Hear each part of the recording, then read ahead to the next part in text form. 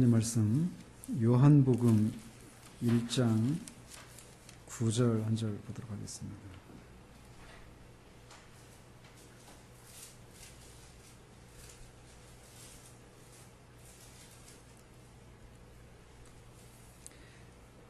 (1장 9절) 같이 읽겠습니다. 참빛 곧 세상에 와서 각 사람에게 비추는 빛이 있었나니.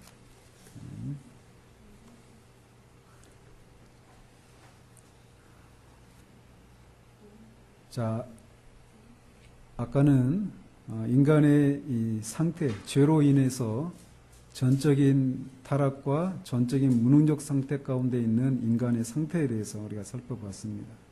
한마디로 인간은 어둠 가운데 있게 되었다는 것입니다. 어둠 가운데 있던 인간에게 인간을 그냥 하나님이 내버려 두시지 않으셨습니다. 어둠 가운데 있던 인간에게 하나님은 빛을 허락하셨습니다. 그리고 그 빛에 대한 약속이 창세기 3장 15절에 처음으로 나타났습니다. 타락한 아담에게 하나님이 이 빛에 대한 약속을 해 주신 거예요. 즉 여자의 후손이 뱀의 머리를 상하게 할 것이다 라고 하는 약속이 바로 이 빛에 대한 최초의 약속이었습니다. 그리고 이 빛에 대한 약속은 아담에게서 세대계로 또 세대계에서 노아에게로 이어졌습니다. 노아 당시의 세상은 어둠 그 자체였습니다. 어둠 그 자체인 사람들이 모여서 이룬 사회는, 나라는, 국가는 어둠일 수밖에 없습니다. 사람들은 먹고 마시고 시집가고 장가가는 일상의 삶을 살면서 세상은 점차 폭력이 일반화되어가는 그런 세상이 되고 말았습니다. 하나님께서는 그 세상을 홍수로 심판하실 수밖에 없는 어둠이 이 세상에 가득했었습니다. 그 많은 사람들 중에 오직 한 사람 노아에게 하나님은 이 빛에 대한 약속을 해주셨고, 그 노아는 홍수 속에서 방주에서 살아남을 수 있었습니다. 홍수 후에 하나님은 이 빛에 대한 약속을 갈대아 우르에서 우상 숭배를 하던 아브라함에게 약속을 해 주십니다. 아브라함은 이 빛을 찾았던 사람이 아니었습니다. 그도 여전히 어둠 가운데 있었던 사람이었어요. 그래서 어둠 가운데서 우상 숭배를 했던 사람이 아브라함이었는데, 그 아브라함에게 하나님이 그를 불러내시고 그에게 빛에 대한 약속을 해 주신 것입니다. 그를 통해서 많은 사람들을 구원에 이르도록 하실 계획을 하나님은 가지고 계셨고, 하나님은 그것을 그에게 약속해 주셨습니다. 그러나 그 아브라함도 바람 앞에 흔들리는 촛불처럼 위태위태했습니다. 그럴 때마다 하나님은 그를 도우시고 인도하셨습니다. 그리고 그 빛에 대한 약속은 그의 아들 이삭에게로, 이삭에게서 다시 그의 아들 야곱에게로 이어져 갔습니다. 그리고 이제 하나님은 이스라엘이라고 하는 한 국가를 통해서 세상에 빛을 보내실 것을 약속하십니다. 그러나 이스라엘 사람들 전체도 여전히 신실하지 못하고, 그들 중에서도 소수의 사람들만 이 빛에 대한 약속에 신실한 반응을 보일 수 있었습니다. 하나님은 그들 중에 이 빛이 다윗의 후손으로 오실 것을 말씀하셨습니다. 아브라함을 불러내신 후 2000년이 지나는 동안 하나님은 이 약속이 무엇인지를 구체적으로 말씀해 주셨고, 이 빛이 오셔서 이 어둠 가운데 있는 사람들을 빛으로 인도하시고자 하시는 이 하나님의 약속을 구체적으로 하나씩 실행해 나가셨습니다. 그러다가 마침내 이 빛이 세상에 오셨습니다. 우리가 읽은 이 본문처럼 참빛 곧 세상에 와서 각 사람에게 비추는 빛이 있었다라고 요한은 말합니다. 어둠 가운데 있는 사람에게 필요한 것은 빛입니다.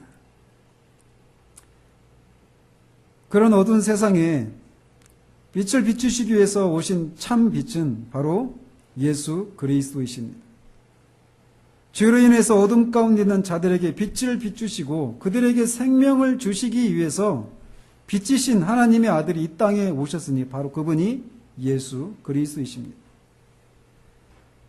전적인 타락과 전적인 무능력 가운데서 마치 쓰러진 나무처럼 그렇게 어둠 가운데 쓰러진 죄인들을 일으키시기 위해서 빛이신 분이 이 세상에 오신 것입니다. 빛이신 분이 이 땅에 오셔서 죄인들을 위해서 하신 일은 크게 두 가지로 나눌 수 있습니다. 하나는 죄와 관련된 일이고 또 다른 하나는 의와 관련된 일입니다.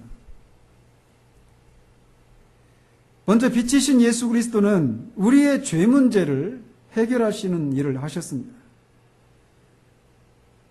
아까 처음에도 말씀드린 것처럼 우리는 죄를 원죄를 가지고 태어난 사람들입니다. 그래서 죄를 지을 수밖에 없어요.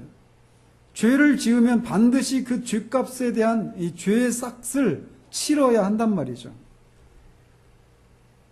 우리가 죄 용서를 받기 위해서는 반드시 죄에 대한 값을 치러야만 합니다. 그래서 예수님이 오셔서 처음으로 하신 일은 이 일이었습니다. 그는 십자가에서 우리의 죄를 대신 갚아주시는 일을 하신 것이에요. 그래서 주님은 인자가 온 것은 섬김을 받으려 함이 아니라 도리어 섬기려 하고 자기 목숨을 많은 사람의 대속물로 주려 함이다 라고 말했어요. 여기서 대속물이라고 하는 것이 바로 그거예요. 몸값을 치르고 사는 거예요.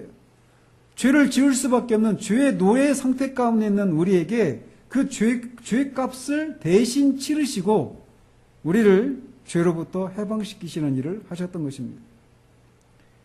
그래서 사도 바울은 내가 받은 것을 먼저 너희에게 전하였노니 이는 성경대로 그리스도께서 우리 죄를 위하여 죽으시고 라고 말씀하셨어요. 즉 주님이 우리의 죄값을 대신 치르시기 위해서 그가 치르신 값은 바로 그의 생명이었습니다.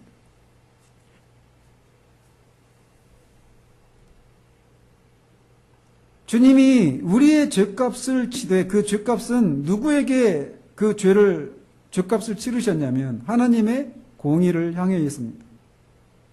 하나님은 공의로우신 분이시기 때문에 반드시 죄에 대한 책임을 물으셔야 합니다.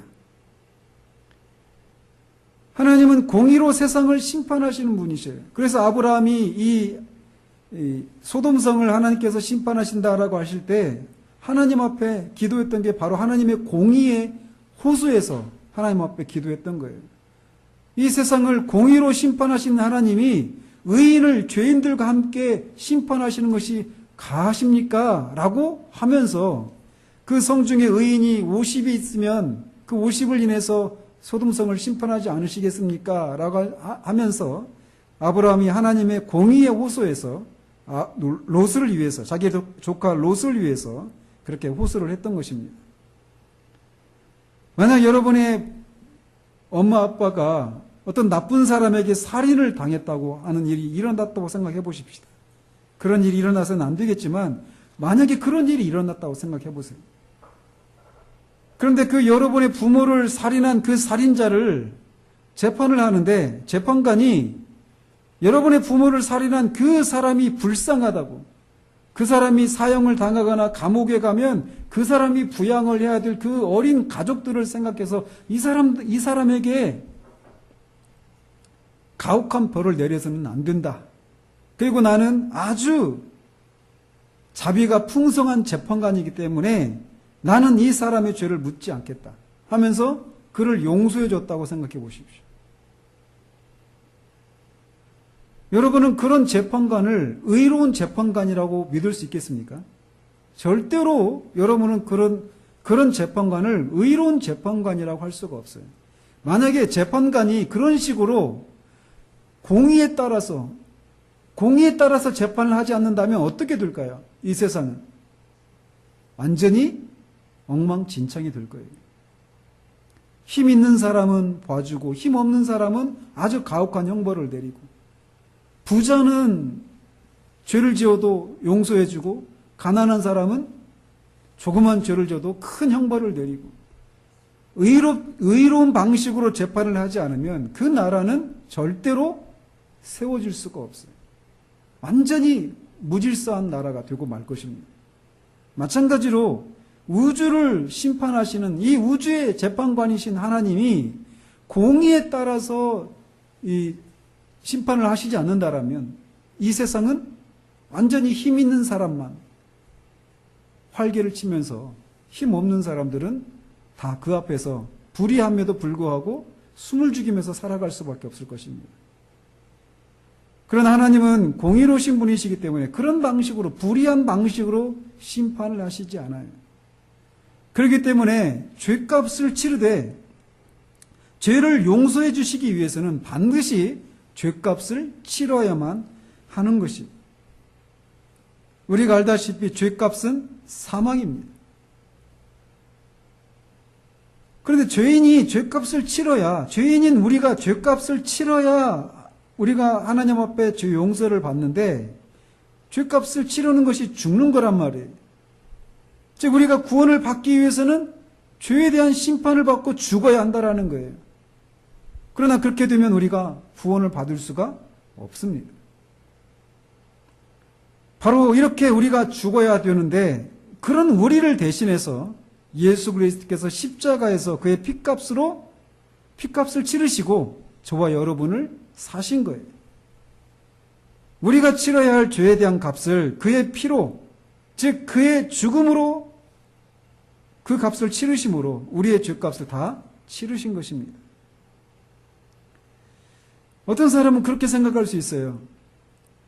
아니 내가 죄를 지었으면 내가 치러야지 왜 내가 아닌 다른 사람이 치르느냐, 이런 생각을 합니다. 또 어떤 사람은 이런 식으로 또 얘기하기도 해요. 아까도 말씀드린 것처럼 아담이 죄를 지었어요. 그죠? 근데 그 아담이 지은 죄 때문에 왜 나는 그때 그 자리에 있지도 않았던, 존재하지도 않았던 내가 왜 아담이 지은 그 죄에 대한 그 원죄를 내가 가지고 죄값을 치러야 되는 그런 상태로 태어나고 죄에 오염된 상태로 태어나게 됐는가? 내가 죄를 지은 것에 대해서는 내가 책임을 지는 것은 당연하다. 그러나 내가 짓지 않은 죄를 왜 나한테 묻는가? 이렇게 묻는 사람도 있어요. 마찬가지로 내가 죄값을 치르지 않았는데 어떻게 예수님이 나를 대신해서 죄값을 치른 것이 나를 위한 것이라고 할 수 있는가? 여러분 혹시 이런 생각 해보셨어요? 내가 잘못했으면 내가 벌을 받아야죠. 그죠? 내가 잘못했으면 내가 그 잘못한 것에 대해서 내가 보상을 해야 되는 거란 말이에요. 그런데 우리에게는 그럴 수가 없어요. 그럴 능력이 없어요. 그런 우리를 대신해서 하나님이 그의 아들을 우리가 치러야 될 그 죄값을 치르도록 하셨다라는 거예요. 그래서 우리의 죄를 대신 속해줬다 해서 대속이라고 하는 것입니다. 이 가르침은 온 인류가 그래서 성경이 한 사람이 순종하지 아니함으로 많은 사람이 죄에 있는 것 같이, 즉 아담이 순종하지 않음으로 많은 사람이 죄인 된 것 같이 한 사람이 순종하심으로, 즉 예수 그리스도께서 순종하심으로 많은 사람이 의인이 되리라, 이렇게 말씀하신 거예요. 대표의 원리에 따라서 그렇게 된 거라는 거죠. 아담이 대표하는 모든 인류가 아담이 죄를 지을 때 그 죄에 다 동참을 했어요. 그리고 그 죄의 결과에 다 영향을 받게 되었던 것처럼 예수 그리스도가 두 번째 아담이신 이 예수 그리스도가 대표하는 모든 인류가 예수님이 십자가에서 그 죄값을 받아 죽을 때 같이 그와 함께 죄값을 치르게 된 것입니다. 이렇게 예수님은 우리의 죄값을 우리를 대신해서 하나님의 공의에 갚으셨습니다. 또 빛이신 예수님이 이 땅에 오셔서 하신 일 중에, 특별히 십자가를 통해서 하신 일 중에 두 번째 요소는 뭐냐면 우리를 향한 하나님의 진노를 풀어주셨습니다. 이것을 어려운 말로 유화라고 해요. 또는 화목이라고 말을 합니다.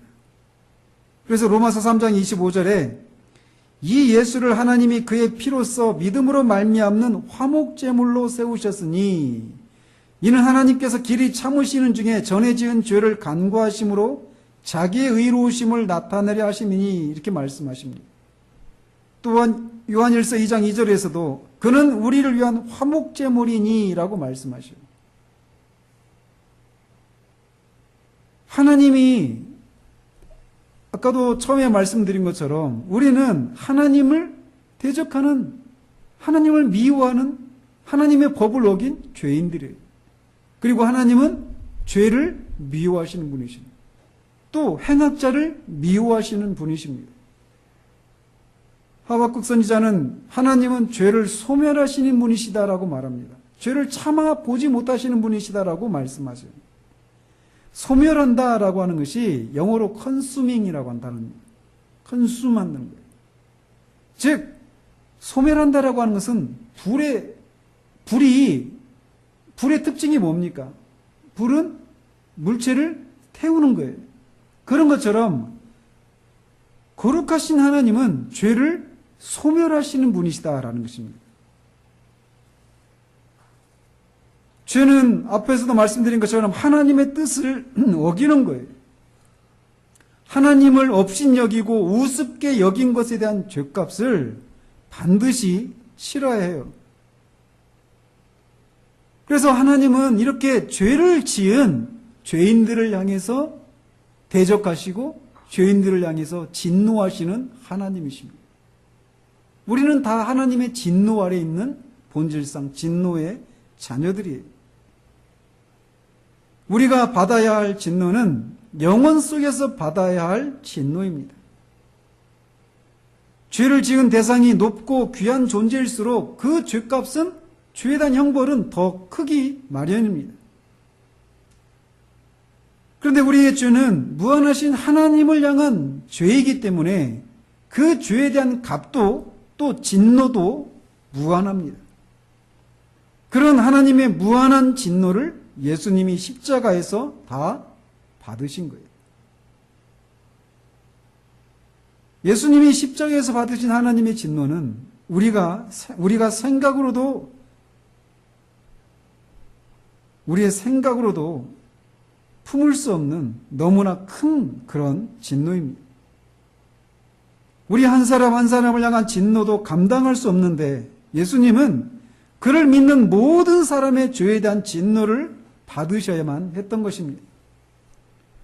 세례 요한이 예수님을 보고 보라 세상 죄를 지고 가는 하나님의 어린 양이로다 라고 그렇게 외쳤어요. 언젠가도 말씀드렸죠. 세상 죄를 지고 가는 하나님의 어린 양. 예수님 위에 우리 한 사람의 죄만 지고 가더라도 우린 그거를 감당할 수가 없을 거예요. 그런데 세상 죄를 지고 예수님이 이 땅에 걸어가시고 그 죄를 지시고 십자가에서 죄인을, 행악자를 미워하신 하나님의 진노를 다 받아내셨던 것입니다. 그래서 예수님은 십자가에서 엘리 엘리 라마 사박단이라고 외치셔야만 했어요. 나의 하나님 어찌하여 나를 버리시나이까. 실제로 예수님은 한 번도 아버지 하나님으로부터 버림받은 적이 없으셨고 버림받으실 필요도 또 버림받으실 수도 없는 그런 분이셨는데, 하나님의 기뻐하시는 자이셨는데 그분이 십자가에서 하나님으로부터 버림을 받으셨습니다. 죄인으로 서셨기 때문이에요. 그는 가늠한 다윗으로 십자가에 서셨어요. 그는 살인한 모세를 대신해서 십자가에 서셨습니다. 그는 거짓을 일삼고 우상 숭배를 했던 아브라함을 대신해서 십자가에서 죽으신 거예요. 바로 저와 여러분들을 대신해서 십자가에서 하나님의 진노를 한 몸에 다 받아내신 것입니다. 실제로 그분은 아버지로부터 버림을 받으셨어요. 하나님은 철저히 아들을 죄인으로 바라보시고 그에게서 그의 자비한 얼굴을 거두셨던 것입니다. 하나님은 한 방울도 남기지 않으시고 그에게 진노의 잔을 다 쏟아 부으셨고, 예수님은 십자가에서 한 방울도 남기지 않으시고 그 진노의 잔을 다 들이키셨어요. 그렇기 때문에 예수님을 믿는 자들을 향해서 하나님은 더 이상 진노하시지 않으십니다.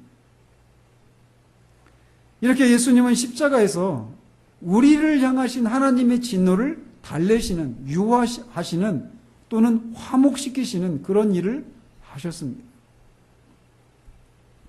뿐만 아니라 예수님은 십자가에서 죄인과 하나님을 화해시키시는 일을 하셨습니다. 아까도 말씀드린 것처럼 우리와 하나님은 서로 원수 관계였어요. 그런데 예수님은 우리를 하나님과 화해시키셔서 우리가 그분과 교제를 나눌 수 있도록 하셨습니다. 아까도 말씀드렸죠. 교제한다는 게 뭐라고요? 사귀는 거예요. 사귀기 위해서는 서로가 사랑할 수 있는 그런 관계가 되어야만 사귐이 가능한 것입니다. 하나님과 우리가 사귄다, 하나님과 우리가 교제를 나눈다라고 하는 것은 우리가 하나님을 알고 그분을 즐거워하게 된다라고 하는 것을 의미합니다. 왜 하나님과 우리가 교제를 나누는 것이 중요할까요? 그리고 하나님과 교제를 나누지 못하는 것이 왜 영적인 죽음이라고 할까요? 그것은 인간이 하나님과 그렇게 교제를 나눌 때에만 진정한 생명과 행복을 누릴 수 있는 존재로 만들어졌기 때문에 그렇습니다. 인간은 하나님과 교제를 나누고 그분을 즐거워하도록 창조되었어요. 인간이 그럴 때에만 인간은 인간다워집니다. 인간이 하나님과 교제를 나눌 때만 사람이 사람다워지고 진정한 만족과 진정한 쉼과 진정한 행복을 나눌 수 있는 거예요. 그런데 우리의 죄로 인해서 하나님과 우리 사이에 이 교제가 끊어지고 만 거예요.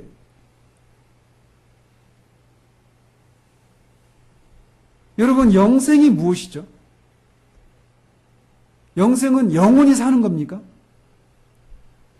성경은 말하기를 영생은 유일하신 참 하나님과 그가 보내신 자 예수 그리스도를 뭐 하는 거라고 그래요?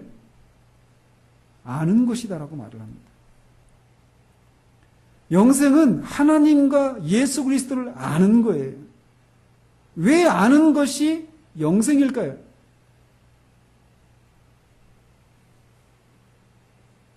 여러분, 하나님을 아십니까? 다르게 물어볼게요. 사탄은 하나님을 알까요? 모를까요? 알죠? 그러면 사탄에게 영생이 있습니까? 왜 없죠? 사탄이 아는데, 사탄도 하나님을 아는데, 네? 다른 사람들은 예수님이 이 땅에 오셔서 백성들 가운데 거하실 때, 심지어 제자들도 몰라볼 때, 귀신 들렸던 그 사람의 안에 있었던 귀신이 예수님을 보고 뭐라고 했어요? 하나님의 아들이라고 알아봤어요. 귀신들도 예수님을 알았어요. 하나님의 아들로. 그리고 하나님을 알았어요. 그런데 왜 그들에게는 영생이 없죠? 그리고 성경은 하나님을 아는 것과 예수님을 아는 것이 영생이라고 왜 그렇게 말을 하죠? 여기서 안다라고 하는 것이 그래서 중요하게 다가오죠. 뭔가 다른 개념이 있다라는 것을 알 수 있겠죠. 그죠? 사탄도 알아요. 하나님을, 예수님을 알아요. 그리고 많은 사람도 하나님을 알아요. 그리고 예수님을 알아요. 믿지 않는 사람들도. 그렇잖아요? 어떻게 알아야 된다는 얘기예요? 하나님을 즐거워하고 하나님을 기뻐할 수 있는 방식으로 알아야 되는 거예요.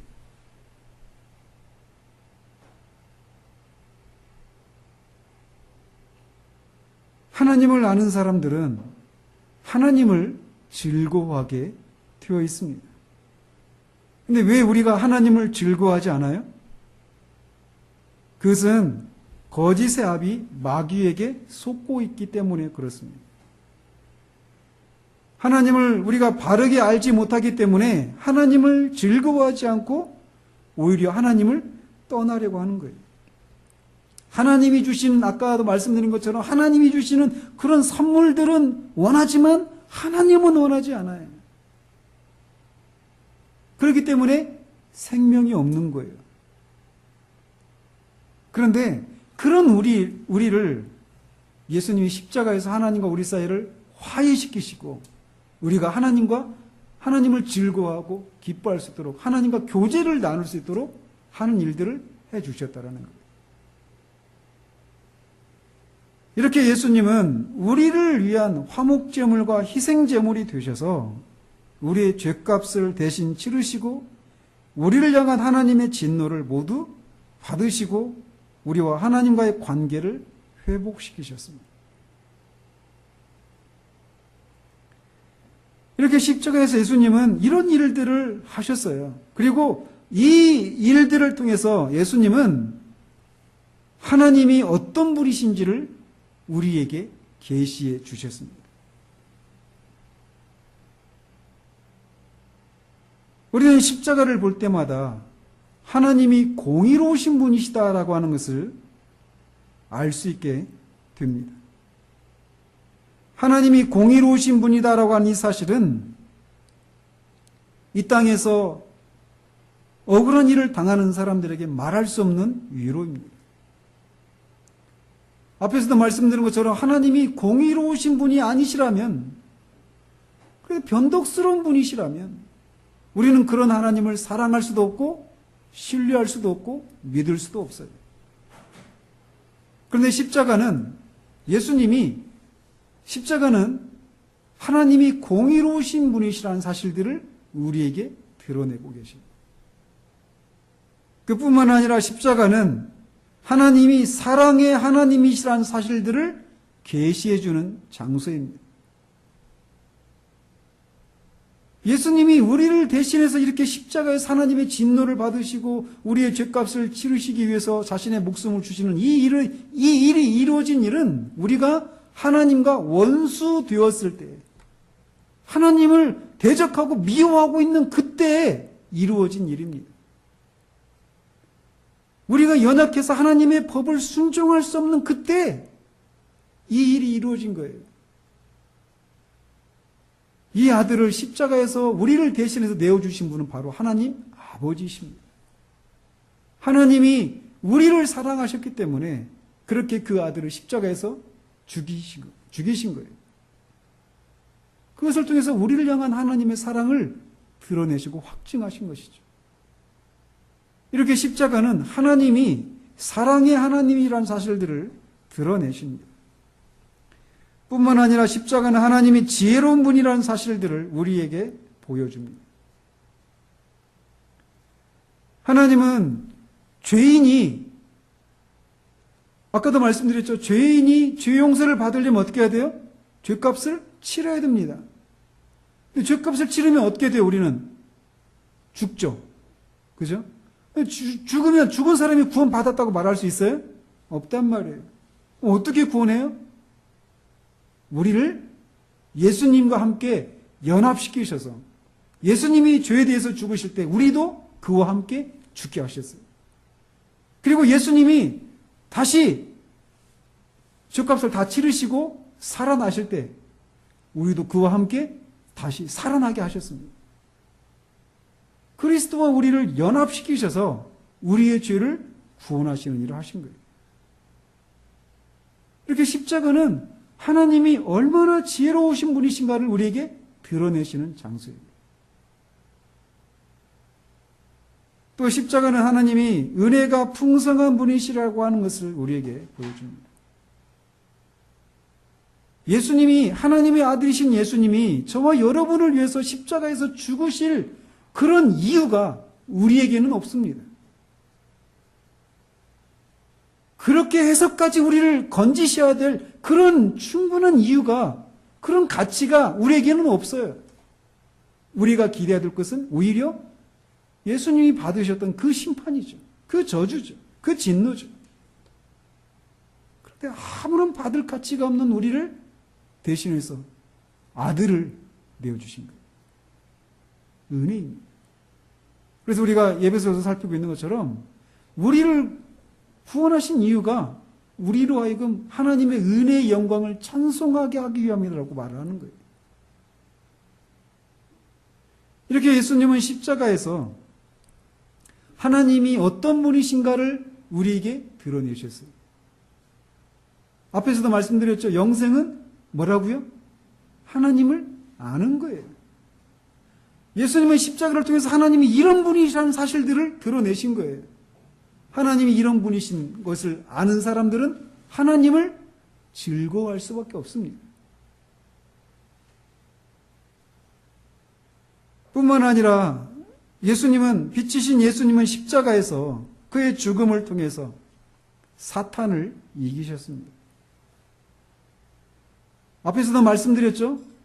자, 지금 하나씩 어떤 걸 하고 있는 거예요, 예수님이? 죄인들을 구원하시기 위해서는 아까 처음에 말씀드렸죠. 구원에는 어떤 요소가 있다고요? 원상을 회복하는 요소가 있다고 그랬죠. 그죠? 죄로 인해서 우리가 전적인 그런 부패 상태 가운데 있는 거예요. 그리고 죄에 대한 책임이 있고 하나님의 진노 아래 있고 사탄의 죄의 종노릇하고 있다고 그랬잖아요. 그것들 하나하나를 이제 예수님이 그거를 하나씩 회복시키시는 거예요. 그게 바로 구원이에요. 그 중에 아까 우리는 사탄의 종노릇하고 있다고 그랬죠. 그죠? 근데 우리를 사로잡고 있었던 사탄을 예수님이 십자가에서 그 권세를 무력화시킨 거예요. 통치자들과 권세들을 무력화하여 드러내어 구경거리로 삼으시고 십자가로 그들을 이기셨다라고 말합니다. 그래서 사탄을 이렇게 십자가에서 이기시고 그의 포로되었던 사람들을 해방시켜 주셨어요. 더 이상 사탄은 우리를 자신의 소유로 주장할 수 없게 된 것입니다. 누구든지 예수를 믿는 자들은 사탄의 나라가 아니라 하나님의 아들의 나라에 속한 사람이 될 수 있도록 예수님이 십자가에서 그렇게 사탄을 이기셨어요. 예수님이 십자가에서 이루신 일이 이거예요.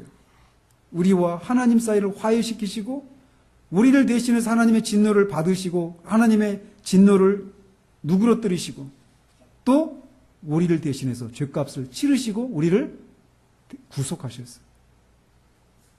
그리고 사탄을 이기시는 일을 하셨던 것입니다. 예수님이 이렇게 이 십자가에서 이루신 일을 하셨다라고 하는 것을 우리가 어떻게 알 수 있을까요? 예수님이 십자가에서 죽으셨는데 십자가에서 분명히 죽으셨잖아요. 근데 그 죽음이 바로 우리 죄인된 전적으로 타락하고 전적으로 무능력한 우리 죄인에게 필요한 그 모든 것들을 하나씩 회복하시는 일을 하셨다라고 하는 것을 우리가 어떻게 믿을 수 있느냐라는 거예요. 무엇을 근거로? 그것은 바로 그의 부활입니다. 예수님이 부활하셨다라고 하는 것은 그가 사탄의 권세를 멸하시고 승리하셨다라고 하는 증거입니다. 뿐만 아니라 그는 사망의 권세를 물리치셨다라고 하는 증거이기도 합니다. 그가 죽은 자 가운데서 다시 살아나신 것은 그가 죄 문제를 해결하셨다라고 하는 증거이기도 한 거예요. 그래서 사도가 말하는 거예요. 그리스도께서 다시 살아나신 일이 없으면 너희의 믿음도 헛되고 너희가 여전히 죄 가운데 있을 것이다 라는 거예요. 그러니까 반대로 어때요? 그리스도께서 다시 살아나셨으니까 너희의 믿음도 헛되지 않고 너희가 여전히 죄 가운데 있는 것이 아니다라고 말하고 있는 거예요. 즉 예수님이 죽은 자 가운데서 다시 살아나신 그 부활 사건은 아까 좀 전에 말씀드린 것처럼 예수님의 그 죽음이 우리의 구속과 화목과 화해를 위한 죽음이었고 죄와 사망과 사탄의 권세로부터 우리를 해방시키시기 위한 죽음이었다라고 하는 것을 입증하는 사건이라는 거예요.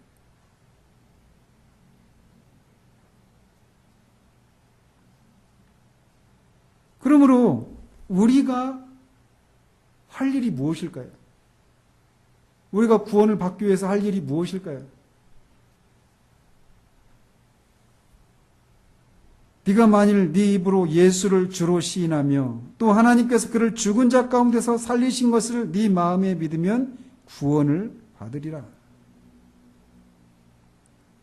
즉 예수님이 이렇게 죽으시고 다시 살아나신 것은 앞에서도 말씀드린 그런 내용들을 이룬 것이다라고 하는 것을 인정하고 그것에 동의하고 그 예수님을 자신의 주로 영접하면 시인하면 구원을 받는다라고 말하고 있는 거예요.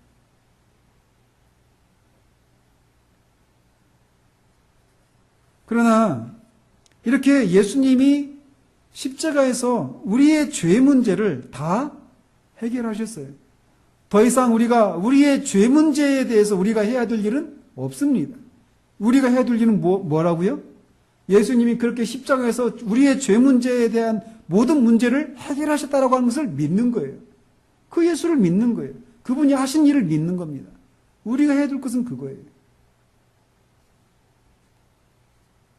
그러나 또 하나의 문제가 남아 있어요. 우리가 구원을 받기 위해서는 우리의 죄 문제를 반드시 해결해야 하지만 죄 문제뿐만이 아니라 의의 문제도 해결해야 한다는 거예요. 아까 죄가 뭐라고 그랬죠? 죄가 뭐예요? 하나님의 법을 어기는 거예요. 그죠? 의는 죄의 반대 개념입니다. 그럼 뭐예요? 의는 하나님의 법을 지키는 거예요. 즉 하나님의 법을 지켜야 우리가 의롭게 되고 하나님의 법을 지키면 무엇을 얻어요?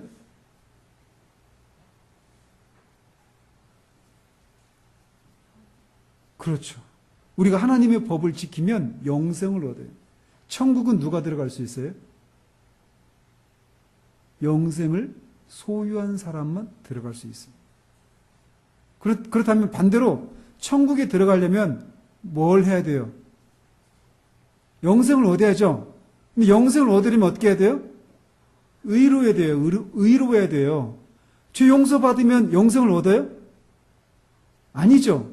죄 용서를 받는 것과 영생을 얻는 것은 달라요. 그죠? 죄 용서를 받는 길은 어떤 거예요? 예수님이 죄 문제를 다 해결하셨다고 하는 것을 믿음으로 죄 용서를 받는 거예요. 그럼 우리가 영생은 어떻게 받아요? 네? 지성아, 영생은 어떻게 받아요, 우리가? 어떻게 받을 수 있어요? 네? 영생을 얻으려면 뭘 지켜야 돼요?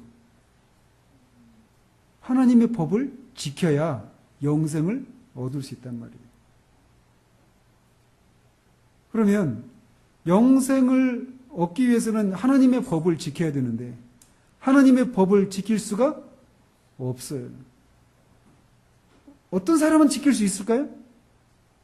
예수 그리스도를 제외한 모든 사람은 하나님의 법을 지킬 수가 없습니다.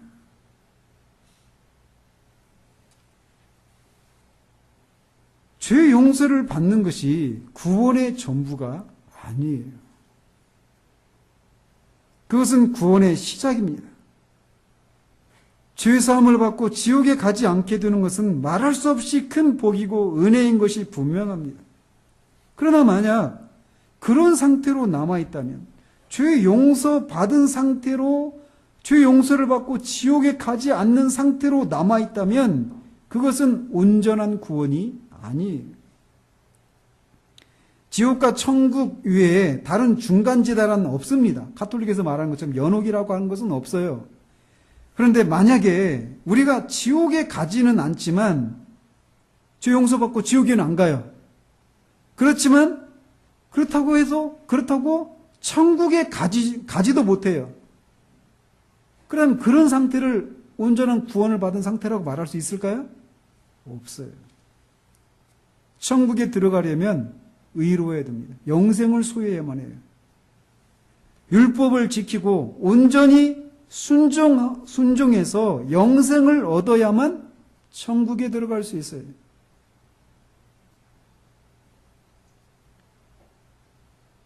예수 그리스도를 믿음으로 죄 용서를 받고 천국에 들어가는 것은 우리의 노력으로 된다면 천국에 들어갈 수 있는 사람이 있을까요? 없을까요? 아무도 없습니다. 로마서 8장 9절에서 말한 것처럼 육신의 생각은 하나님을 대적해요. 그리고 하나님의 율법을 지킬 수도 없어요. 천국은 하나님의 법을 모두 지킨 사람들에게만 허락되는 것입니다. 그런데 바로 이 일을 위해서 예수님이 이 땅에 오신 거예요. 많은 경우에 예수님이 우리의 죄를 대신 지시고 십자가에 죽으시고 우리를 용서해 주시기 위해서 이 땅에 오셨다라고만 생각하기 쉬워요. 즉 예수님이 우리를 대신해서 죽으시기에 오셨다, 이것만 생각하기 쉽다라는 거죠. 그러나 이거 혹시 생각해 보셨어요? 예수님이 몇 살에 이 땅에 오셨죠? 예? 갓난아이로 태어나셨죠? 그죠? 예수님은 왜 이 땅에 그냥 그 죽으시기 얼마 전에 한 30대 막 됐을 때 짠 이 땅에 오셔가지고 십자가에서 딱 죽으시고 너희를 위해서 내가 죽은 거다 하면서 그냥 죽으셨다가 다시 살아나셔서 봐, 내가 죽은 것은 내 죄 때문에 죽은 게 아니라 바로 너희들의 죄 때문에 죽은 거야. 내가 죽은 자 가운데 살아난 것이 그것을 입증해 라고 하시면 되지 않아요? 근데 왜 그렇게 하지 않으시고 갓난아이로 태어나셔서 죽으실 때까지 계속 이 땅에서 율법 아래에 있었을까요?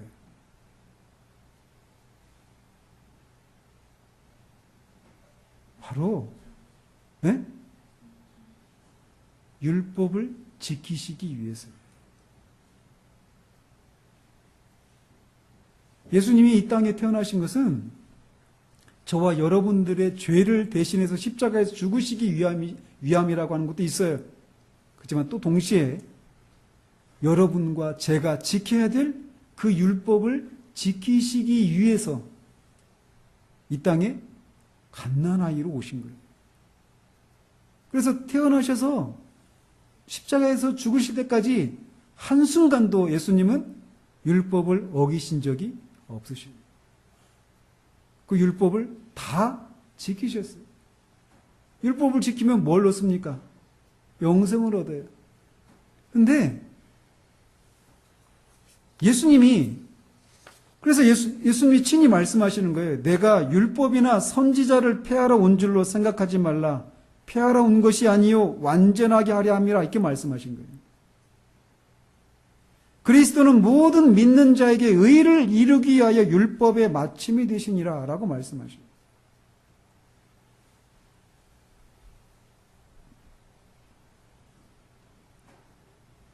우리가 영생을 얻지 못하고 다만 죄 용서를 받은 상태 가운데 머문다면 그것은 온전한 구원이 아니란 말이죠. 따라서 율법을 지키고 영생을 얻는 것이 온전한 구원인데 그 영생을 율법을 지킬 수가 없는 우리를 대신해서 율법을 지키시고 율법을 지키신 대가로 얻으신 영생을 우리에게 선물로 주시기 위해서 예수님이 이 땅에서 사시고 율법을 지키는 삶을 다 사셨던 거예요. 그래서 예수님은 이 땅에서 우리를 구원하시기 위해서 두 가지를 하신 거예요. 죄 문제를 해결하셨고 의의 문제를 해결하신 거예요. 그래서 우리가 우리의 죄를 누구에게 넘겨줘요? 십자가에 넘겨줄 때 예수님 우리에게 무엇을 넘겨주셔요? 의를 넘겨주시는 거예요.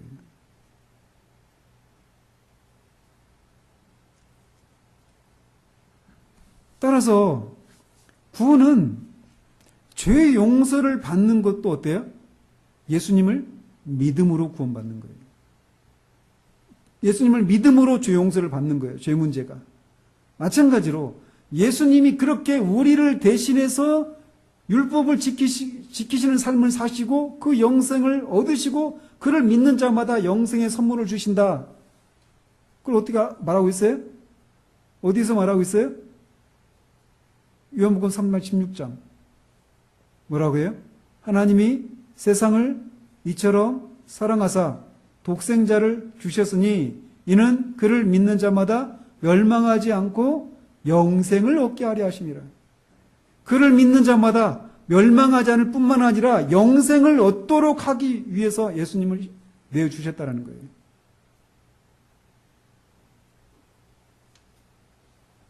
우리가 그래서 예수님을 믿음으로 우리가 영생을 얻는 거란 말이에요. 이 일을 예수님이 하신 것입니다. 그의 죽으심과 율법을 지키시는 삶을 통해서 말이에요. 우리가 우리의 구원을 위해서 할 수 있는 것은 아무것도 없고 한 것도 없습니다. 오직 예수 그리스도를 인해서, 오직 그를 믿음으로만, 오직 하나님의 은혜로만 우리가 구원을 받는 것입니다. 이 일이 언제 일어났어요? 언제? 예수님이 우리의 죄 문제와 의의 문제를 해결하신 이 일이 언제 일어났어요? 그렇죠. 2000년 전에 일어났죠. 그죠? 그리고 이 일은 우리 안에서 일어난 일이에요? 우리 밖에서 일어난 일이에요? 우리 밖에서 일어난 일이에요. 그죠? 그죠? 그런데 우리는 여전히 쓰러진 나무와 같은 상태예요. 그렇지 않아요? 자, 예수님이 우리를 구원하시기 위해서 죄 문제와 의의 문제를 해결하셨어요. 근데 이 일은 우리 밖에서 일어나는 거예요. 여전히 우리 상태는 어때요? 전적인 부패와 전적인 무능력의 상태 가운데 있는 거예요. 우리에게 변화가 있어요? 우리가 이런 사실들을 우리의 지성이 또 우리의 감정이 우리의 의지가 이 사실들을 깨닫고 이 사실들을 즐거워하고 이 사실들을 믿을 수 있는 그런 능력이 우리 가운데 있어요? 여전히 인간의 지성은 어둡고 그의 마음은 여전히 하나님을 미워하고 그의 의지는 하나님을 향하지 않습니다. 여전히 그는 하나님을 대적해요. 그는 영적으로 죽어 있습니다. 하나님을 향해 여전히 미워하는 마음을 가지고 있어요. 예수님이 이 하신 일들은 우리 밖에서 이루어진 일이에요. 우리 안에서 일어난 일이 아니에요. 그렇기 때문에 우리 자신은 아무런 변화가 일어나지 않고 있는 거예요. 그래서 마치 쓰러진 나무처럼 누군가가 밖에서 그 쓰러진 나무를 일으켜 세워지지 않으면 안 되는 것처럼 이렇게 영적으로 여전히 전적으로 부패하고 전적인 무능력의 상태 가운데 있는 우리를 위해서 예수님이 이루신 그 일들이 우리 가운데 실제로 적용되는 일이 일어나지 않으면 여전히 우리는 어떤 상태예요? 아까도 말씀드린 것처럼 소경이 등불을 갖고 가는데 등불이 자기에게, 그 소경에게 아무런 유익이 되지 않는 것과 같은 상황이 되고 마는 거예요. 무슨 말씀인지 아시겠어요? 예수님은 분명히 2000년 전에 우리를 구원하시기 위해서 필요한 죄 문제와 의의 문제를 다 해결해 놓으셨어요. 다 이루셨어요. 근데 문제는 우리가 여전히 쓰러진 나무라는 거예요. 어떻게 해야 됩니까?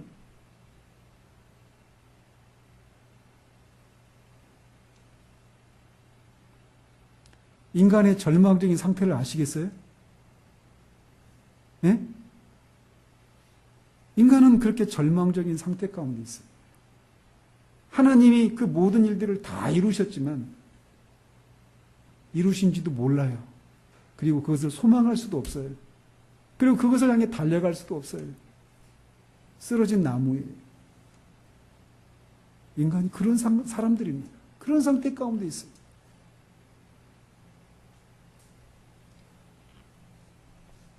그래서 주님이 나를 보내신 아버지께서 이끌지 아니하시면 아무도 내게 올 수 없다라고 말씀하시는 거예요.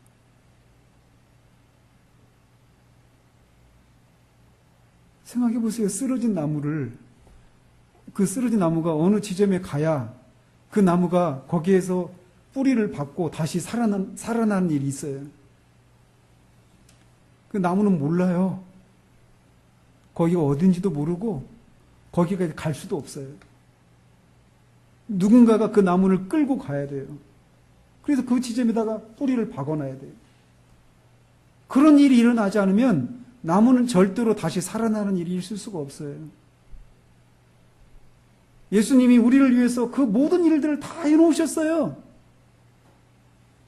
근데 주님이 말씀하신 것처럼 나를 보내신 아버지께서 이끌지 않으시면 아무도 내게 올 수 없다라는 거예요.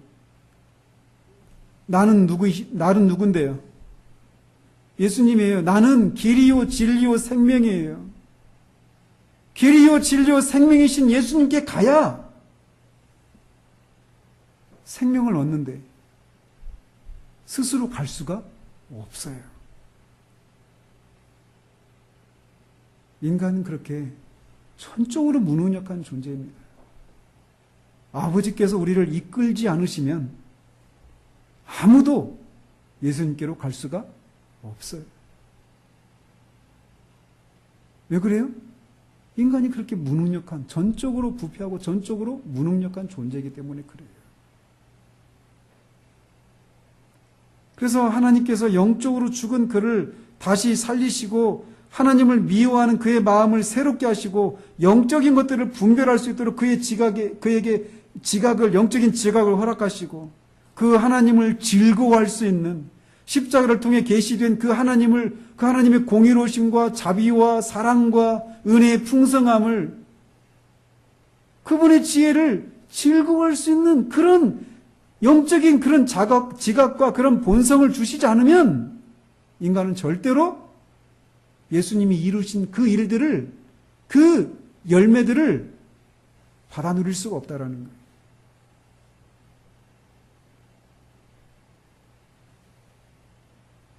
인간에게 무슨 일이 일어나야 되는 거예요, 그러니까. 네? 우리 밖에서 이루어졌는데 쓰러진 나무와 같은 거예요. 죽어 있어요. 분명히 그 죽은 우리를 위해서 우리를 살리시고 죄 용서를 해주시고 우리 영생을 주시기에 필요한 모든 일을 다 이루셨어요. 그런데 문제는 우리가 죽어 있다라는 거예요. 그래서 갈 수가 없어요. 그럼 무슨 일이 일어나야 돼요? 그런 우리에게 예수님이 이루신 일들이 우리에게 적용되기 위해서는 무슨 일이 일어나야 돼요? 우리가 살아나야 돼요. 그죠? 죽은 자가 스스로 살아날 수 있어요? 죽었던 우리가 살아나는 게 뭐예요? 거듭나는 거예요. 여러분, 인간이 얼마나 절망스러운 상황 가운데 있는지를 아시겠어요? 다 이루어 놨는데 갈 수가 없는 거예요. 그런데 하나님이 그 일을 하신다라는 거예요. 그 일이 무엇일까요? 그리고 그 일은 어떻게 일어날까요? 내일 아침에 살펴보도록 하겠습니다. 저는 여러분들이 주일학교를 다니지만 여러분들의 영혼의 문제에 대해서 진지하게 여러분들이 고민할 수 있기를 바라요. 그냥 덮어놓고 예수님 믿어라 이런 말들을 그냥 듣고 흘려버리는 그런 일들이 있지 않기를 바라요. 인간의 상태는 이렇게 정말 소망이 없는 상태입니다. 어둠 그 자체예요. 근데 어둠 자체인 그들에게 참 빛이신 분이 오셔서 그들을 빛으로 인도하기 위해서 필요한 모든 일들을 다 이루어 놓으셨어요. 그런데 여전히 죽어 있다는 거예요. 우리 밖에서 다 이루어졌어요. 갈 수가 없어요. 요한복음 5장에 그런 사건이 나와요. 38년 된 병자가 있었어요. 근데 베데스다 연못이라고 하는 곳에 있는데 1년에 한 번씩 천사가 와서 막 물을 막 이렇게 막 동하게 하면 누구든지 처음에 거기 들어가면 다 낫는다라고 하는 전설이 내려왔어요. 그래서 사람들이 막 그 병든 사람들이 다 거기서 기다리고 있는 거예요. 그래서 천사가 막 물을 막 동하게 할 때 누구든지 첫 번째 들어가면 다 낫거든요. 어떤 병이든지. 거기에 다 포진하고 있는 거예요. 근데 병자들이 거긴 누가 들어갈 수 있을까요? 걸을 수 있는 사람이 들어갈 수 있겠죠. 근데 38년 된 병자는 걸을 수가 없었어요. 그러면서 예수님이 만났을 때 그런 얘기 하잖아요. 누가 나를 거기다 데려다 주지 않는다라는 거예요.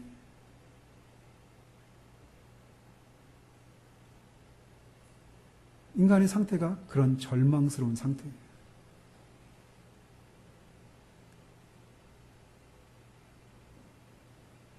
인간의 상태가 얼마나 절망스러운 상태인지를 알지 못하잖아요. 그러면 그런 우리를 위해서 하나님이 하신 일도 얼마나 은혜로운 일인지를 잘 몰라요.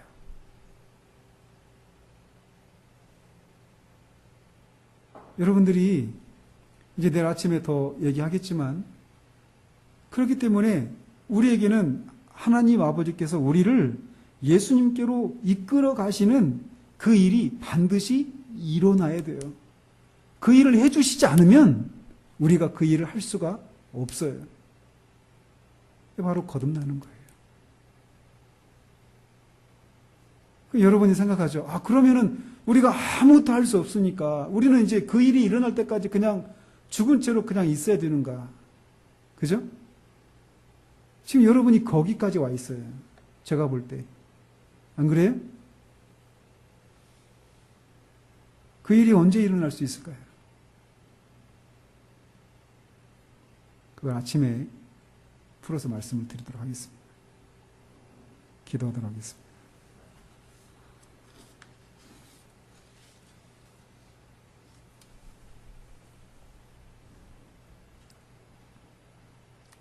하나님 아버지, 정말 역설적인 기도를 하게 됩니다. 하나님 우리에게 빛을 비추어 주셔서 우리가 얼마나 어둠 가운데 있는지를 하나님 보이시기를 소원합니다.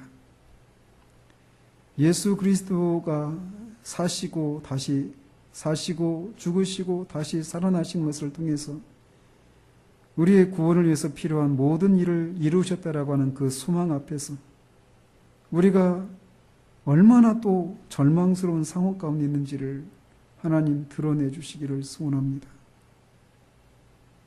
피상적인 그런 지식이 난무하는 이 시대 가운데 하나님 우리 아이들이 자신의 영혼의 상태에 대해서 정말 성경적인 방식대로 깨닫고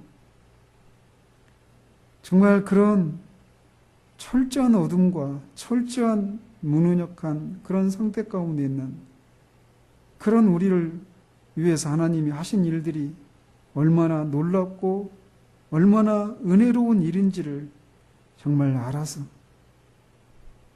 그 일들을 성령께서 저들 가운데 깨닫게 하시고 그런 성령의 역사를 통해 예수 그리스도를 믿음으로 말미암아 저들이 정말 예수님을 통해서 하신 그 일들을 정말 저들의 삶을 생애 내내 아니 영혼 속에서도 그 하나님이 하신 일들을 높이 높이 찬양 드리는 그런 우리 아이들이 될 수 있도록 주님 도우시기를 원합니다. 정말 아이들에게 주께서 깨달음을 허락해 주시옵소서. 이 저녁에 또 아침에 우리 아이들의 마음을 주님 흩어지지 않도록 붙들어 주셔서 들었던 말씀 앞에 자신의 영혼의 상태에 대해서 진지한 성찰들이 있게 하셔서 정말 하나님 앞에 후회할 것이 없는 구원에 이르는 회개를 이룰 수 있도록 하나님 저들 가운데 역사해 주시기를 소원합니다. 주의 성령께서 그들 가운데 역사해 주시기를 소원하옵고 우리 주 예수 그리스도 이름으로 기도합니다. 아멘.